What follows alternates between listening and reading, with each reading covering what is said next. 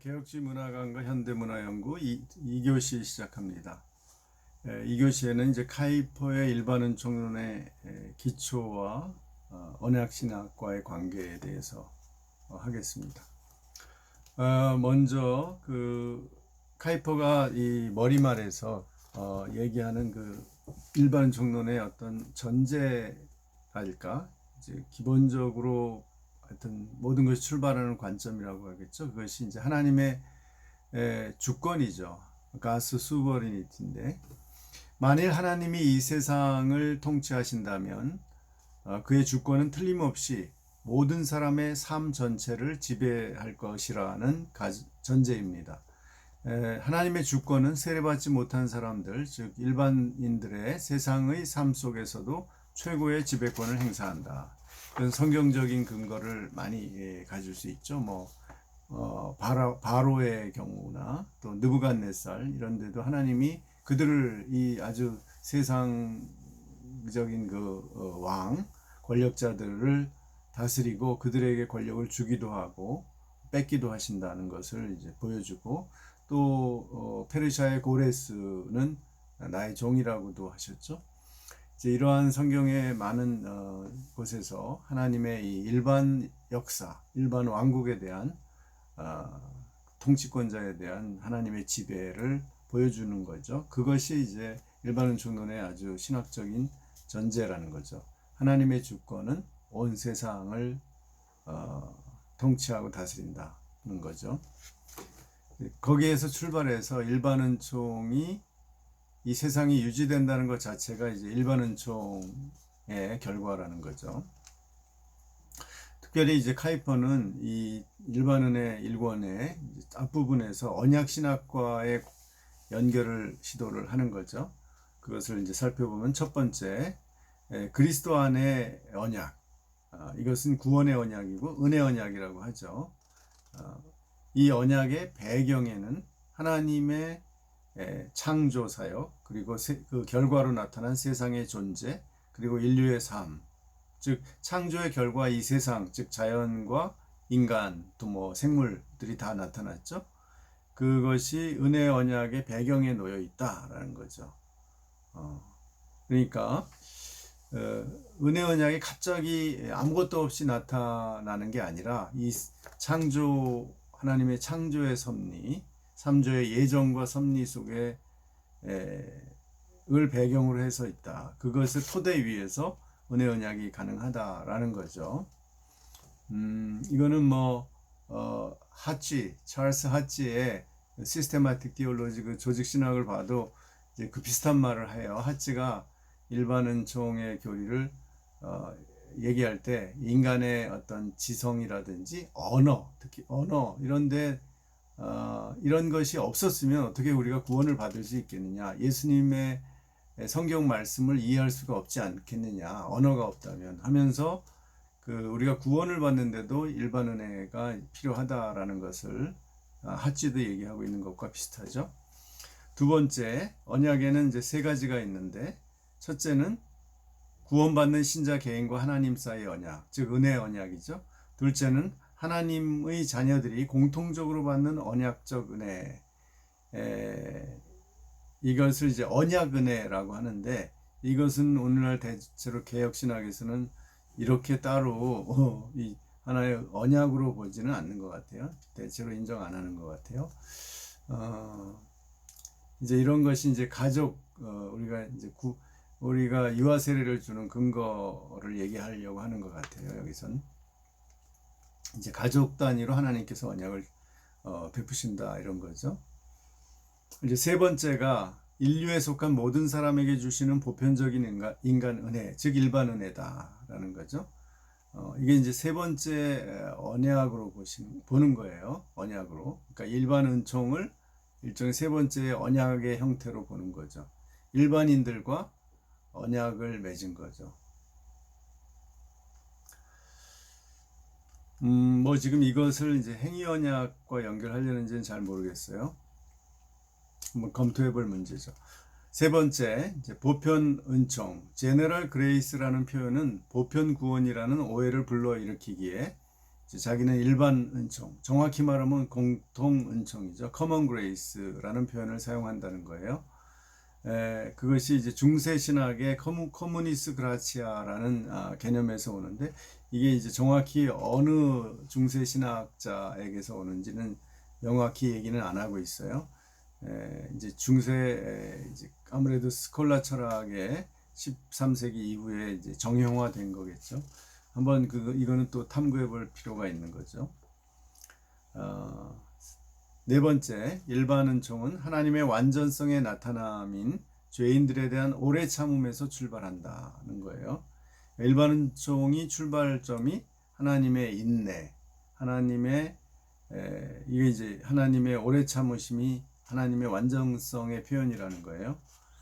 거기에서 출발하는 거죠. 하나님이 그 인류의 하나님 나라의 완성, 즉 구원, 하나님 나라의 완성과 인류의 이제 구원을 위해서 오래오래 참으시는다는 거죠. 그 참기 위해, 참으려면은 인류가 멸망하면 안 되잖아요. 그래서 일반 은총을 주시는 거죠. 다섯 번째, 칼빈은 일반 은총의 교리를 분명하고 명쾌하게 제시했다. 여기 자기 이제 일반 은총론의 그 토대로서 또는 근거로서 칼빈을 제시하죠. 칼빈이 이 기독교 강요 2권 3장 3절에서 이렇게 얘기합니다. 부패한 본성 속에 하나님의 은혜, 즉 부패를 씻어줄 은혜가 아니라 내면에서 억제하는 은혜가 들어설 여지가 있다.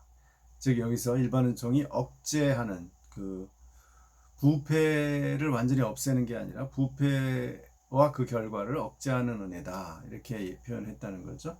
다른 말로 은혜는 죄를 제거하지 않지만 우리 안에 머문다 해서 명백히 여기서 이제 은혜, 그라치아라는 말을 썼다는 거죠.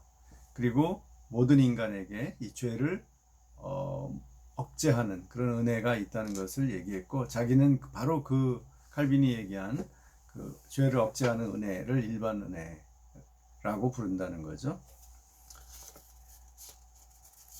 그 다음에 즉 은혜는 교회 밖의 세상 사람들 안에서 작용하는데 단지 죄 안에 잠복해서 파멸을 억제하는 일시적인 은혜다라는 거예요. 그러니까 이제 일반 사람들, 교회 밖에 있는 세상 사람들에게 작용하는데, 이것은 이제 그들의 이제 죄인 속에 들어가서 그 죄가 막 그 너무나 성장해서 파멸되는 것을 억제하는, 그런데 그것이 일시적이다 이거예요. 일시적이라는 것은 잠시 나타났다가 그 사람에게 없어지는 게 아니라 이 역사적으로 볼 때 시한부다. 그러니까 이게 영원히 가지는 않고 이 세상이 존속하는 한 하나님이 베푸시는 은혜다라는 거죠. 예. 그래서 여기서 우리가 논란이 될 만한, 논쟁이 될 만한 것을 이제 찾아야 하는데, 첫째가 중세 신학에서 이 코무니스 그라치아를 어떻게 이해했는지, 그리고 그것이 지금 바빙크나 여기 카이퍼가 얘기하는 일반 은총, 커먼 그레이스하고 얼마나 같은지, 그것이 이제 하나의 연구 과제이고요. 두 번째는 칼빈의 이러한 그 일반 은총의 개념, 이 칼빈이 제시한 것과 이 카이퍼가 발전시킨 일반 은혜와 어떤 관계에 있는지, 그것이 우리가 더 자세히 논의할 필요가 있는 거죠. 그래서 만약에 그것이 동일한 것이라면 이제 카이퍼의 일반 은총론을 비판하면 이제 또 칼빈까지도 비판을 하는 거잖아요. 할 수밖에 없는 거잖아요. 그러니까 칼빈이 과연 정확히 카이퍼가 말하는 것을 얘기한 건지, 그건 좀 더 기독교 강요나 또 그의 주석이나 다른 책들, 글들을 좀 전체적으로 볼 필요가 있는 것 같아요. 저도 지금 다 이렇게 충분히 검토는 못했지만 우리가 두고두고 이거는 연구 과제인 것 같습니다.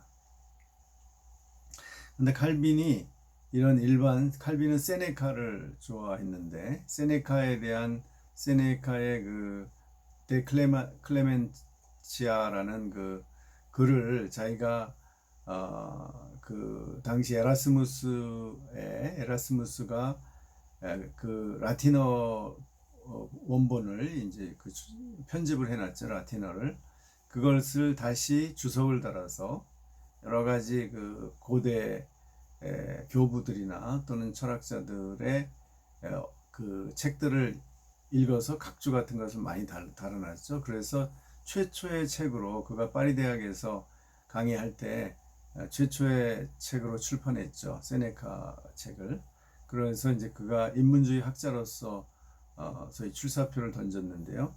이제 그 이후에 이 루터교에 대한 박해, 루터파에 대한 박해가 일어나서 결국은 파리에서 탈출해서 처음에 바젤로 갔다가 나중에 제네바로 가게 되죠. 그런데 이 칼빈은 그런 고대 학자들이 굉장히 지혜롭게 얘기한 것들, 그것이 분명히 하나님으로부터 왔다는 것을 분명히 인정을 했고, 동시에 그러나 세상의 철학이 하나님의 뜻을 왜곡한다 이런 비판도 했어요. 이 양면이 칼빈에게 있었죠. 그런데 그것이 카이퍼에게도 있는 거죠. 나중에 이런 일반 은총론과 소위 안티티시스, 이 뭐 반정립 또는 대립의 관계에 보면은 이 세상의 세계관과 또 이 기독교의 세계관 사이에는 항상 갈등과 대립이 있다.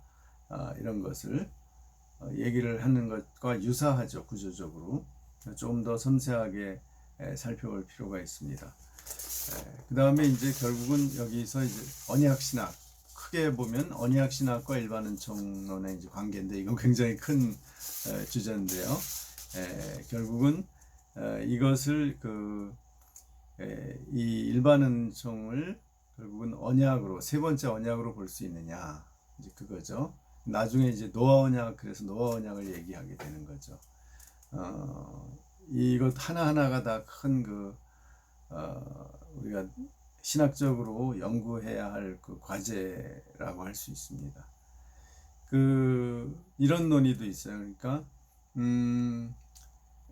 이제 일반 은총론을 어떤 약간 비판적으로 제한을 하려는 입장에서 보면, 이제 예정론적으로, 예정과 섭리와의 관계에서 일반 은총은 예정에 해당하는 게 아니라 섭리에 해당하는 거다, 이렇게 주장하는 논문도 봤어요. 이거 보신대 한 교수님이, 최덕성 교수님인가. 그런데 이제 그런 논리도 이제 하나의 비판적인 관점이죠.